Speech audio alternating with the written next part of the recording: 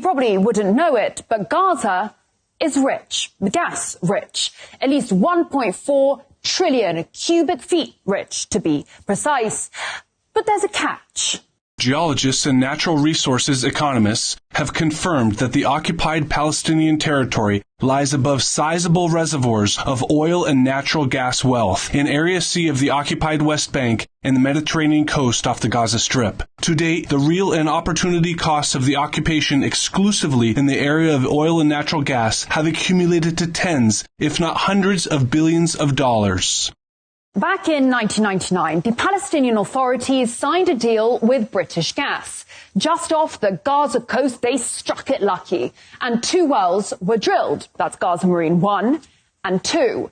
It was a multi-billion-dollar gift from God, an economic boon both home and abroad. This is one of the key messages here today. There will be gas available for export. And from my conversations with Palestinian officials, including President Arafat, it is clear that they have no interest in just sitting on a gas surplus. Fast forward to 2007. Hamas comes to power and Israel launches an offensive on the Gaza Strip, leaving behind 1,400 dead Palestinians, but taking with it the gas fields. Now, within the year, Israel announced the discovery of the Leviathan natural gas field, which did include Gaza's riches, all in all valued at $453 billion. Now, since then, Gazans haven't seen a shekel, or, to be more accurate, they have been denied around $47 billion in revenue. As for Tel Aviv, well, it's gunning to become a new hub. This is a historical moment in which the small country of Israel becomes a significant player in the global energy market. The Memorandum of Understanding will enable Israel, for the first time, to export Israeli natural gas to Europe. And it is even more impressive looking at the significant set of agreements we signed over the last year, which position Israel and the Israeli energy and water sectors as a key global player. Let's just run through this then. At that moment in time, so we're talking 2022, Russian oil and gas was sanctioned. Iranian oil was sanctioned. Syrian oil fields were, and still are, illegally occupied by US forces. Now, the key port of Latakia was being bombed by Israel, and the port of Beirut, the gateway to the Middle East, lay in ruins. Enter this small country of Israel right here with its seas of gas, its working ports, an answer to Europe's problems, and perhaps, most critically, the US blessing. Because in case you didn't know, US Congress has decided that Israeli energy is in the highest national security interests of Washington. So DC was only too happy for Tel Aviv to become a key global player. After all, it had itself previously mulled over ways in which to make its 51st state a window onto Europe. Another interesting application of nuclear excavation would be a sea-level canal 160 miles long across Israel, connecting the Mediterranean with the Gulf of Aqaba and thus the Red Sea and the Indian Ocean. Such a canal would be a strategically valuable alternate to the present Suez Canal. The Suez Canal is a gold mine. It connects the Mediterranean Sea to the Indian Ocean via the Red Sea. It is the link between Asia and Europe.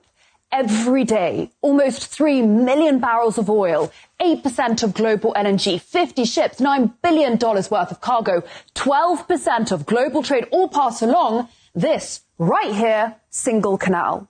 Remember in 2021 how a container ship ran aground in the Suez? Global trade was brought to its knees. The alternative route via the Cape of Good Hope adds around 9 days and 7,000 kilometers to the journey. There is no replacement for the Suez Canal, except perhaps for the Ben Gurion Canal. Now, what the US had been thinking about back in the 60s was dropping 520 nukes on parts of Israel, all to build a 260-kilometer-long canal that would start at the Red Sea down there in the port city of Eilat, run through the Negev desert, and pour out into the Mediterranean. Where exactly? Right next to northern Gaza, the same northern Gaza that is currently being bombarded and depopulated. Egypt and its money-making Suez Canal would just be sidelined. The same Egypt that, rumour has it, is now considering taking in refugees in exchange for debt relief by the US. And if you think it's crude of me to talk business during times of an existential war, think again. The winning companies have committed to unprecedented investment in natural gas exploration over the next 3 years, which would hopefully result in the discovery of new natural gas reservoirs. In recent weeks, Tel Aviv has handed out 12 new licenses to 6 companies, on top of the plan to tap more of the Gaza marine resources.